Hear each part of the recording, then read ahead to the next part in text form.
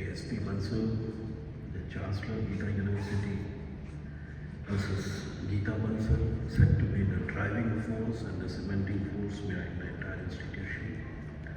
Mr. Nishant Bansal and Mr. Ankush Bansal, Pro-Chancellors, Geeta University and Vice Chairperson of the Geeta group of institutions, respected madams, who I'm told they are also equally participants in this institution's functionings, Dr. Dharmin Patia, the Professor and Dean, Geeta Institute of Law, other dignitaries, dear students,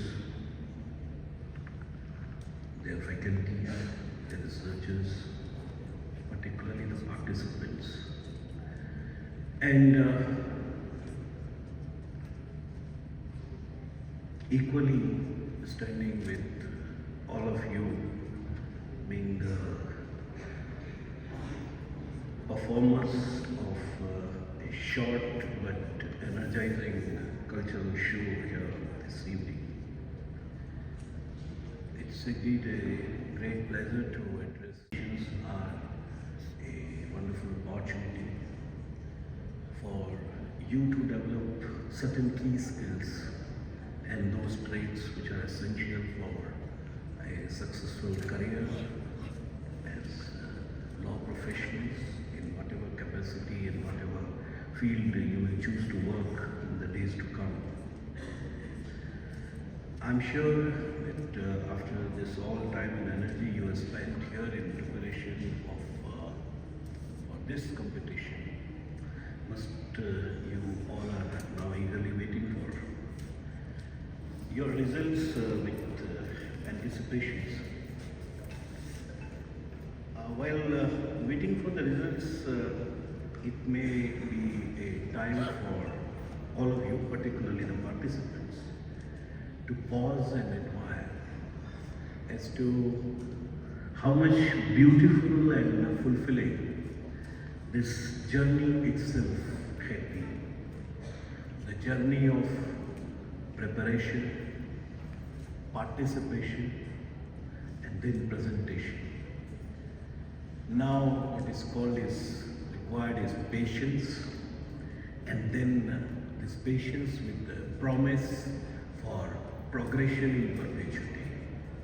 So this all the wonders of the journey which you all have enjoyed, I'm sure is going to go a long way in shaping you as the great professionals.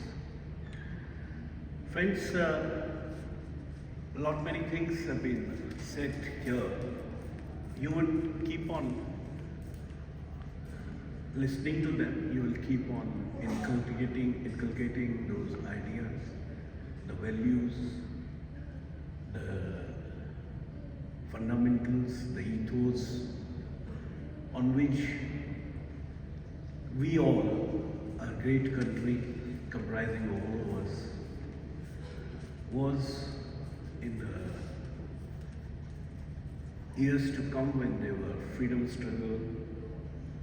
Those were the days of freedom struggle. We do not, as at present, maybe that kind of a struggle is not required, but you would still recollect, apart from all other rights, responsibilities, etc. in our Constitution of India, there are great many instructions we take, and every day we learn, and every day we grow, and every day we serve as the humble servants of the Constitution of India. It's always helpful to remind ourselves, apart from other things, Article 51A of the Constitution of India, which was an insertion by way of 42nd Amendment. But there are certain fundamentals which are although called the fundamental duties, but we would find that to be a true human being, apart from being a committed citizen of the country, to be a true human being, we need to keep on reminding ourselves of those fundamental duties. And you would recollect Clause B of 51A would simply touch you and simply expect you to cherish those values and the noble ideas which led to our freedom struggle, and how the freedom struggle was first of all conceived, thereafter it was taken to its logical conclusion by those forefathers, all of whom we always salute with respect, remember with reverence, but at the same time with a promise that we'll keep on progressing ahead, and we would again remind ourselves from Clause J of that very Article 51A that we'll constantly will go on progressing and achieving the heights in all the efforts of endeavors and achievements. Friends, when you are chosen, particularly the law students, when you chosen law to be your career, you are a different generation altogether. As Brother Justice Daya was just now indicating that in our days, these moot court competition kind of a thing was practically unknown. We never had the instructions in law with reference to these practical classes or on these practical competitions. But interestingly, now when moot courts have come, you all, with all your energy, with all your keenness, zeal and enthusiasm, you participate in these moot courts. When you're done with, you won a lot of acclaims, as I could notice it. The institute itself and the students of this institute have won so many of the prizes. And they'll keep on, all of you will keep on growing and keep on winning. But remember one thing, that you need to keep on telling yourselves that the real life court will require something a shade different than what you are doing here in the moot courts. I'll be touching upon one aspect of what a moot court and a actual court experience could be different, but for that I'm tempted to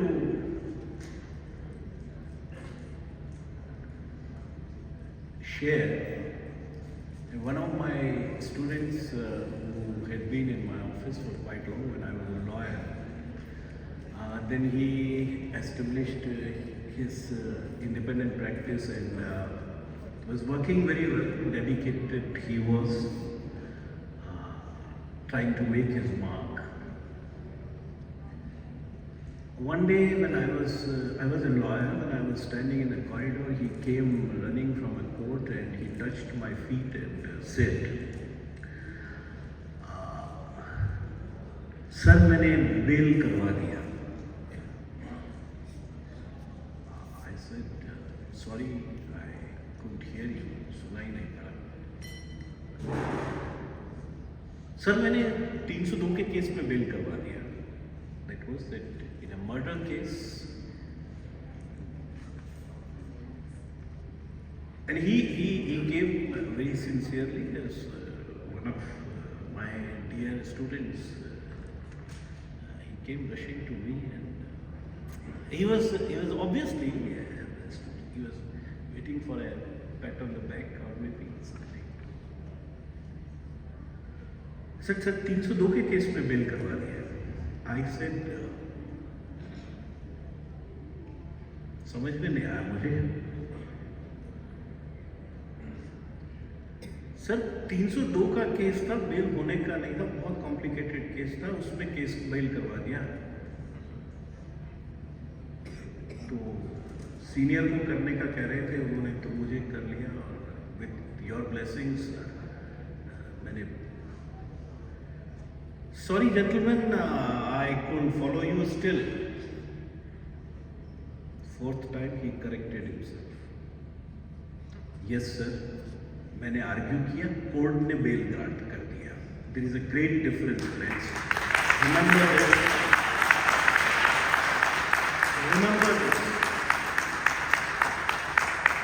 this today in the moot court. What you would be earning would be your own marks. Maybe you are entitled for it. In the real court, you would be performing. You would be winning or you would be losing the cases. And ultimately, there is somebody, as I said, that poor empire of W.G. Grace.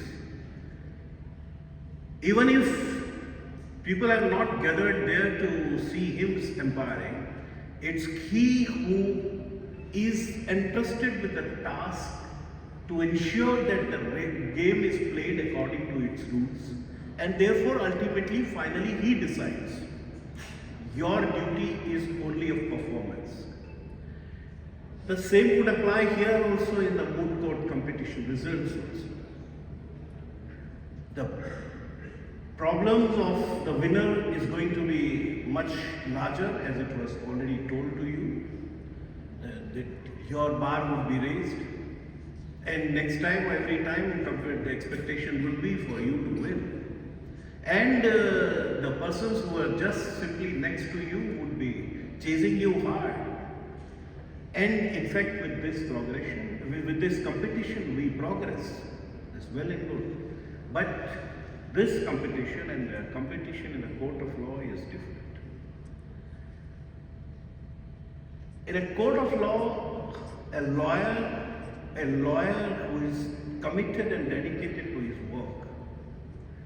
Remember friends, the day when you take an acclaim that I won a case, or I secured an order, or that I got an order, the other day when you will not get the order, which is again a thing of natural happening in the court. Out of the two parties, one would be winning, another would be losing. The day when you would be patting on your back, or you would be expecting the acclaims because a case is won, because of your lawyering, because of your skills, because of your persuasion, because of your presentation and all your work. The next day you will be putting in the same amount of efforts, you may lose. It is you do your duty. Thereafter, this is a case which is lost, case which is won. You only perform your duty. As it was being said, that this name of this institution is Geeta institution, of course in the name of the respective chancellor. But then the instructions from Srimad Bhagavad Gita, one of the fundamentals had always been, do your duty and forget about it.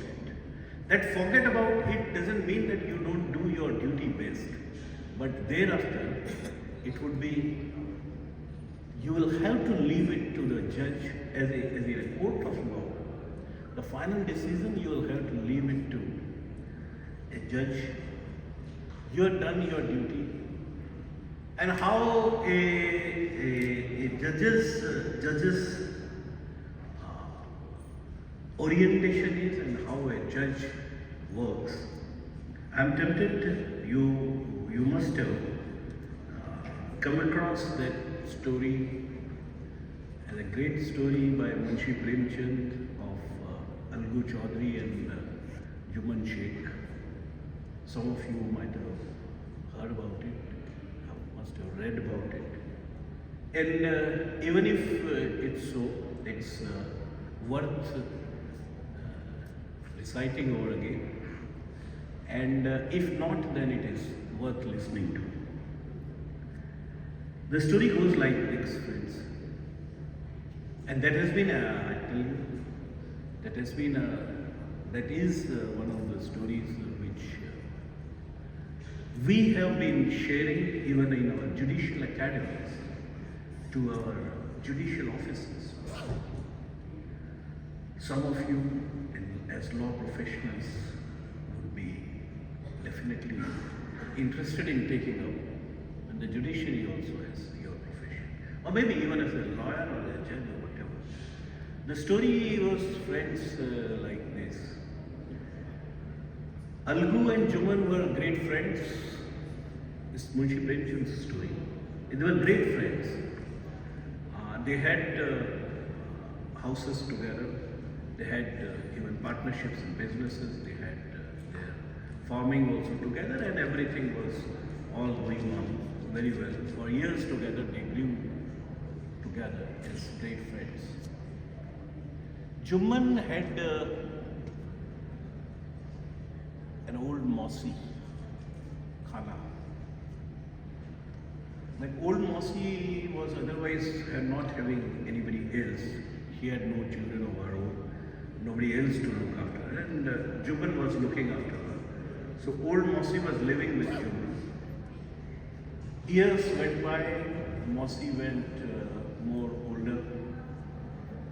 Mausi felt like Mausi had some property with her. She felt like that Juman and his wife had been serving me all through.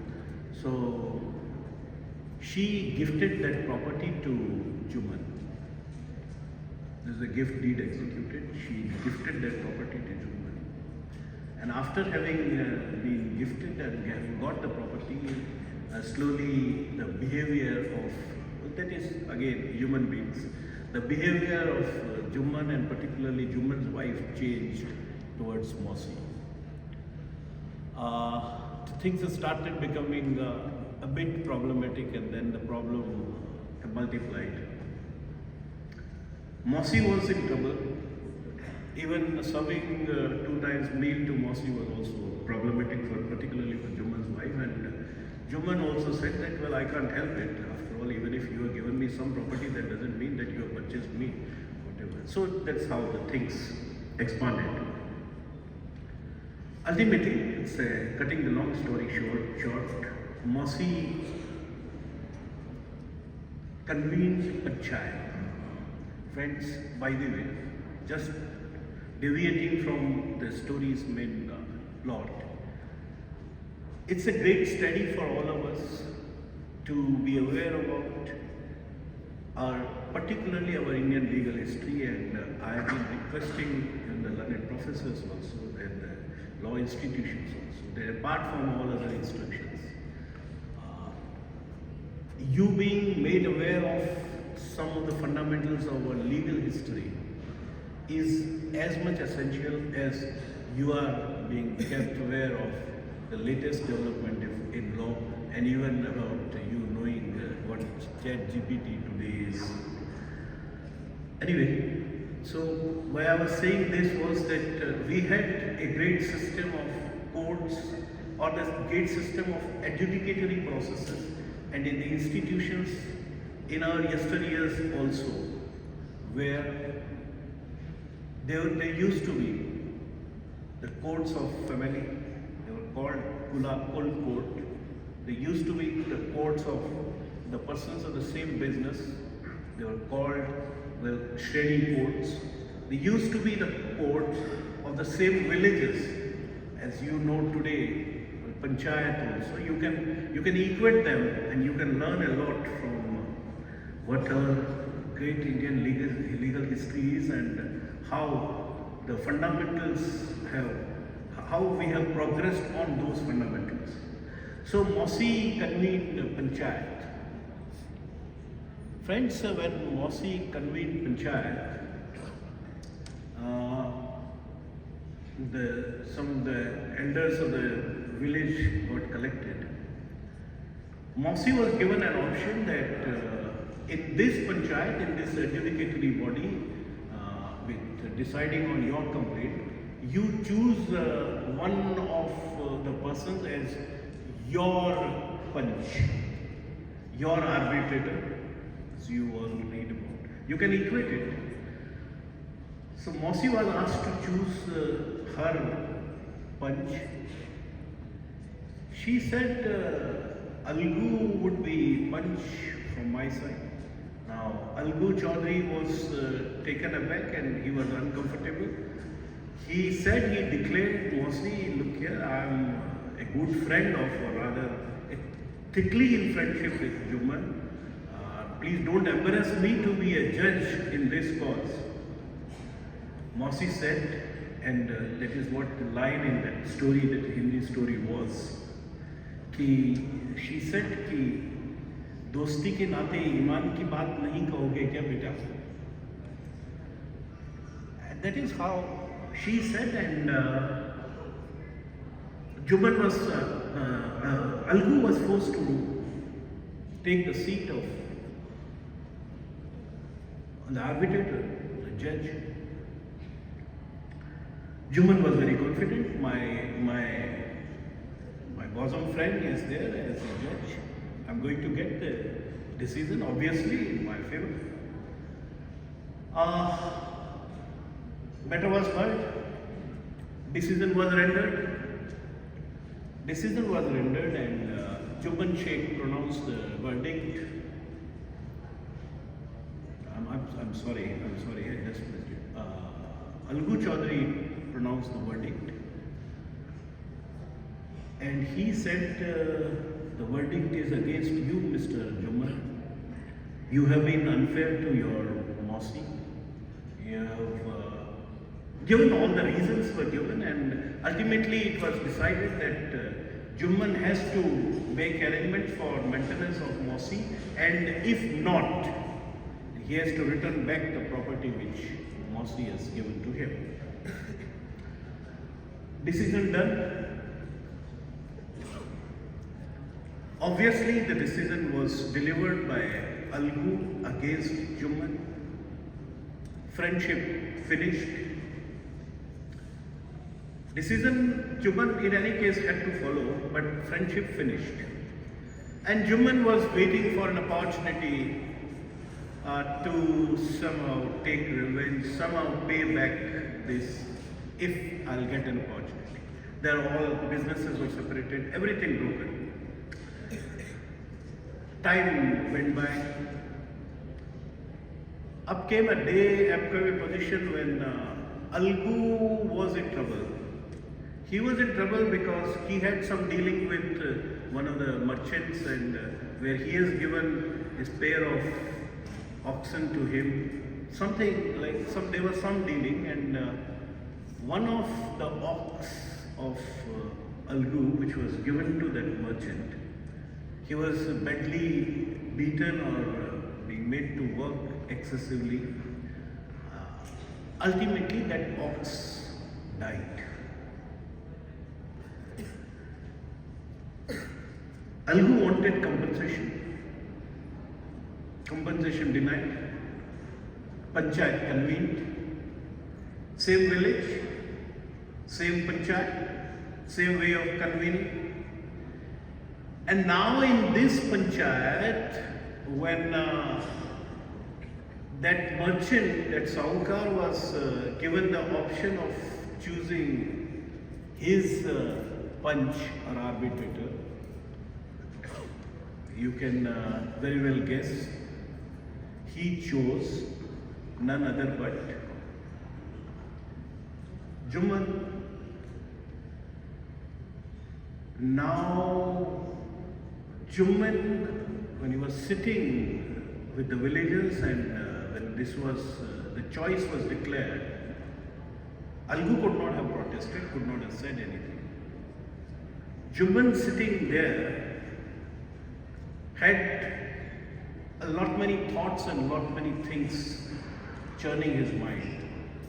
Here comes a day, Algu, you had been unfair to me, delivered a judgment against me. Now I will decide. and I'll settle all the scores. This is how the story goes. This all is going on in the mind of Juman when he is about to take the seat of the arbitrator. He goes, hears the case, the panchayat will hear the case, and verdict to be delivered by Juman. Algu was sweating. Algu, for all practical purposes, was resigned to his fate that there is going to come a decision against me. The decision came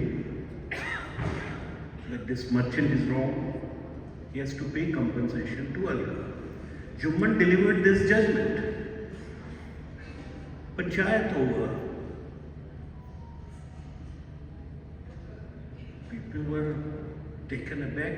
A few of the persons who were not knowing as to how a judge functions. When Algu asked Juman, what happened? I delivered a judgment against you and you delivered in my favor. Juman said, friends, until I took the seat of the judge, I was also thinking in the same terms.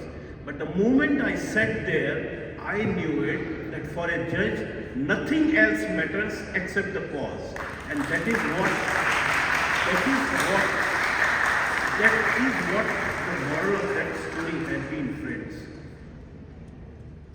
You don't win because you don't lose either. You do your best. In the court of law, you would be doing your best. Ultimately, it would the cause that would be winning or losing. You may feel good about it. You may earn a great goodwill by having been able to perform and having been, being on the winning side of the parties. In a lot many cases where you are able to develop certain propositions, you are able to develop the principles, you are able to, by your art of persuasion, you are able to persuade. But, and in the last, remain committed to the cause and remain committed to your profession first. And remember that you never take credit for winning the case, you take credit for your skills and your process of persuasion and not beyond that. That is for every lawyer to always keep on reminding himself and herself. Friends, there are stories which keep on reminding ourselves some of the basics. Knowing law, knowing all your subjects, having proficiency over everything is just the beginning. As you find that there are differences when a similar kind of a matter is presented to the court by a lesser experienced lawyer and by a greatly experienced person or a senior advocate. There is a difference, friends, and the difference is fundamentally of that experience as also an input of common sense which you slowly develop by way of your experiences and by way of your maturity and also by way of your patience. As we remember the story of those four persons who came out of after taking their convocation degrees from the Gurukul, and they have learned so much of great arts. So four of them were going together in a jungle. They saw some skeleton lying there. So all four of them decided that this was the skeleton of these were the remains of a lion who was once upon a time alive. So one of them said that I have already earned that proficiency to put all the bones together. Another had the proficiency to make those bones covered by flesh and blood. And the third one had the proficiency to even infuse life into that body. When they were contemplating to do that, the fourth one said, look here gentlemen, please don't do this. And if at all you want to do it, please allow me to climb up a tree before you do that. The people laughed at him. You are a bloody fool. This is the time for us to test all our proficiency. And you are afraid of, coward. He said, okay, allow me to go. He climbed the trees. The three did what they wanted to do. As the story goes, simple, but it has been the story in Panchtantra telling us something of the basics of the life. The lion finished all the three. The fourth one was saved. The moral of the story was very simple. That merely having skill is never decisive, friends. You need to have common sense also. You need to know, and for a lawyer, when not to speak is equally important rather than always speaking. These are the fundamentals you will go a long way for you to go on defining yourself, go on progressing, go on developing. In a present day's context, I am of course tempted to touch on one of the aspects as regards your over-reliance on or over-dependence on the tools of technology which are already available with you. Friends,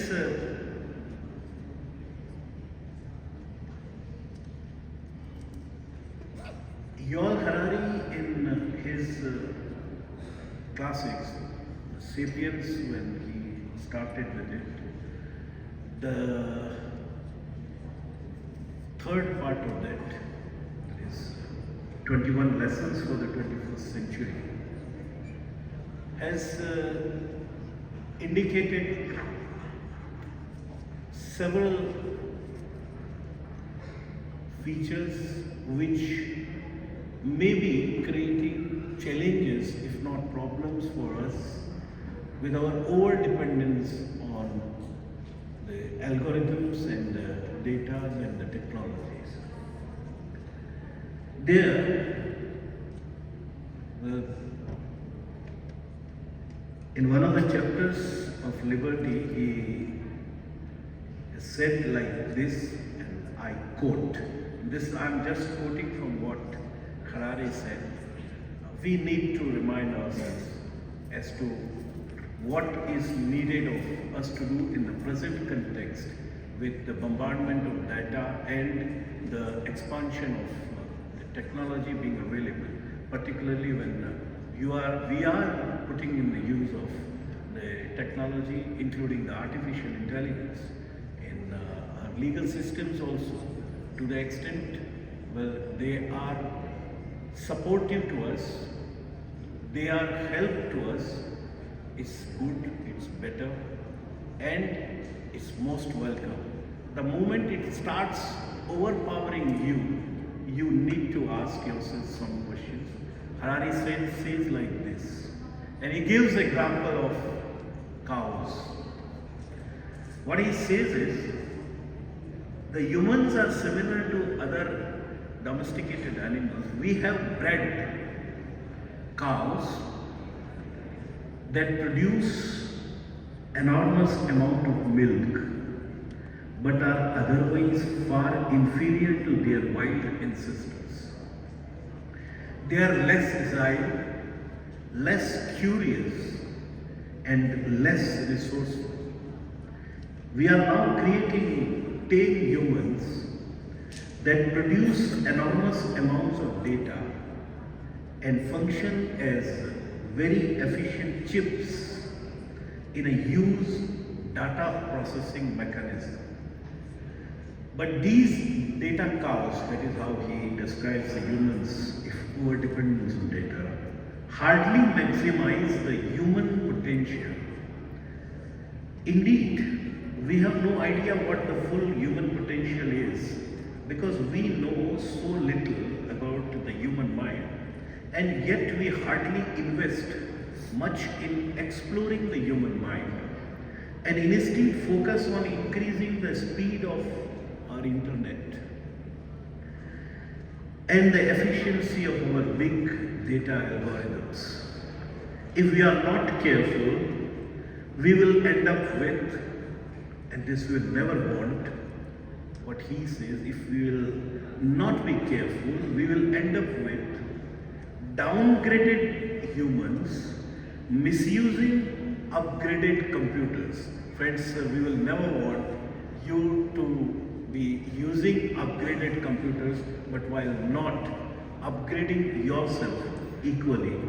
Remember what Einstein said again about a century back, that intuitive mind is a sacred gift and a rational mind is a faithful servant.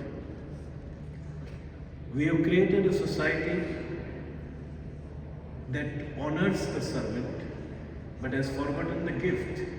We should never forget that there is something called intuitive mind, there is something called consciousness, there is something called feeling which is available in only human beings, and that makes the difference between human beings and any data processing mechanism. And that feeling makes the difference in particularly when you are dealing with human beings only, when the human beings are at conflict or in dispute, and when in the courts of law. That particular feel factor should always be your guide, and that is why we insist, that is why we request all our law students. When you are preparing when you are devoting a lot of time and energy over preparing yourself to handle a problem, remember that while preparing, while making all those preparations, you keep your consciousness and your feelings always open. Your consciousness and feeling would always be providing you with new ideas and new solutions, whatever be the problems. There are a lot of things which we continuously keep on telling ourselves, reminding ourselves as regards our requirements, as regards the expectations from the younger generation like you, as regards the do's and don'ts for a human being also in general. I'm very sure, I was looking at an impressive list of 48 teams which have come from all over the country here.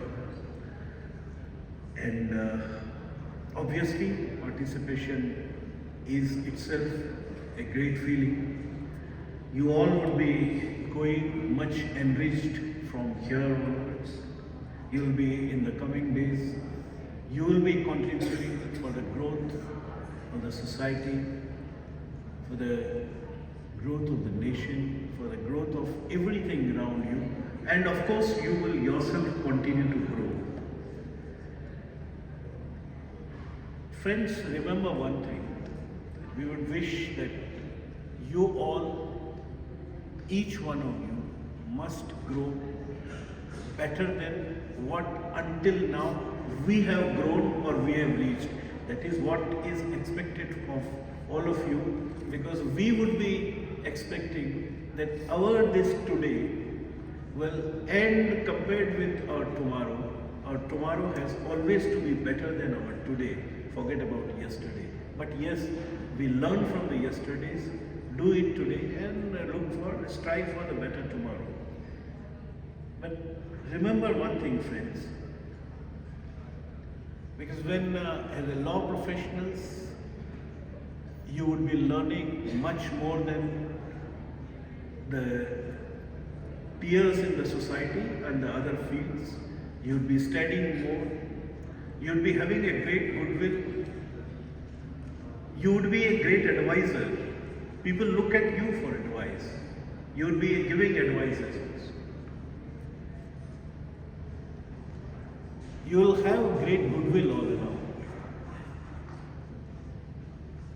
But remember that story of great Kalidas, which is one of my favorite stories, which I am always tempted to share with my younger colleagues, that is all of you, before I conclude.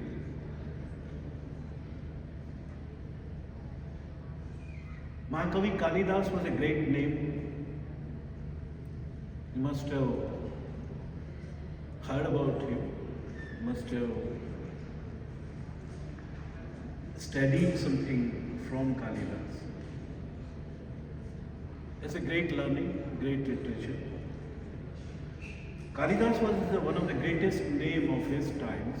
So one day he was going alone and traversing through a jungle. He was to reach somewhere else. It was a hot summer day. He was feeling thirsty, so when he reached a village, while crossing through, he was all alone. He was walking on foot. He saw on a well an old lady pulling out water. He went there, learned man, great man, did namaste, salutations, pranam. Mother, I am thirsty. Please give me a handful of water. The old lady looked at him and said, yes, son, I'll be giving you water, no problem.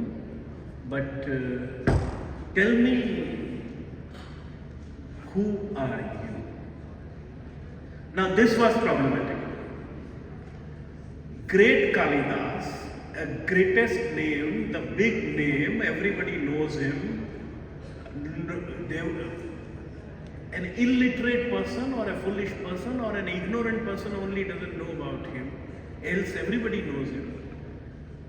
How dare an old illiterate lady would dare ask him his introduction or identity? Who are you? Great Kalidas, sober he was. So he said, Mother, I am a traveler. Because it was problematic for him to introduce himself that I am Kalidas. After all, you are supposed to know. So, and if you do not know, then you do not deserve to know. So he said, Mother, I am a traveler. The old lady said, no, you can't be a traveler. Travelers are only two, sun and the moon. Yatri to do ही होते, Surya या Chandrama. You can't be a traveler. So tell me, who are you? Kalidas said, okay, take me as a guest. I am a guest. She said, no, you can't be a guest. Guests are only to youth and the wealth. They don't stop. They don't stay. Guests are only to youth and the wealth, they don't stay. So, who are you? Now, this was kind of a riddle coming up for great Kalidas. But he was not ready to introduce himself. So, he said, okay, mother, I am a tolerant person. No, you can't be tolerant either. Tolerant are only two, Mother Earth and the tree. How much you stamp on them or how much stone you throw on the tree, they always nurture you, they always hold you. They are the tolerant persons. You can't be a tolerant either. Okay, mother, I am a stubborn person. The story continues. Okay, mother, I am a stubborn person. Now, what is this? You are continuously asking whatever I am saying, and you say, who are you? Okay, I am a stubborn person. Answer was, no. You can't be a stubborn person either. Stubborn are only two. Our hair and our nails. You keep on cutting them and they keep on growing. They are the most stubborn thing. You can't be stubborn either. Okay, I am a fool.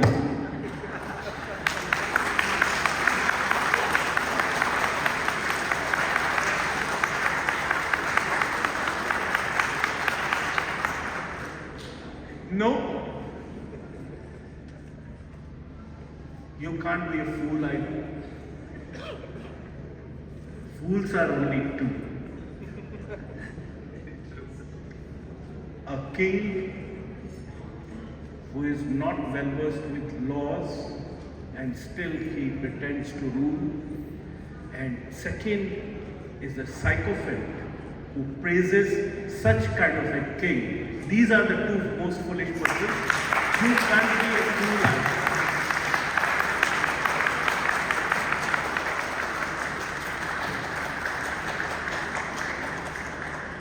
Kalidas simply fell at the feet of the lady, said, Mother, I am sorry, I can't answer your questions. Please forgive me, I am dying, please give me a handful of water, I am thirsty, please. When Kalidas got up, and that is how this legend goes, but I always feel like it must always remain with all of us. When Kalidas got up, he saw none other but Ma Saraswati, the great goddess of learning, standing before him, and she said, look here, Kalidas, you are the greatest person. You are the most learned person. You know much more than anybody else. But there was one thing which was missing in you. And that was your ego and arrogance. When I asked you for your introduction, it was your arrogance and ego, well, that overpowered you because you felt it offended that how could an illiterate person ask for your introduction. Please never have ego or arrogance whatsoever you are, and we would always wish you must be higher than where we are today. But shun off the ego or any kind of an arrogance. If anybody asks you who are you, simply introduce yourself. Thank you so much. Geeta University, Panipat. Powering education, empowering minds.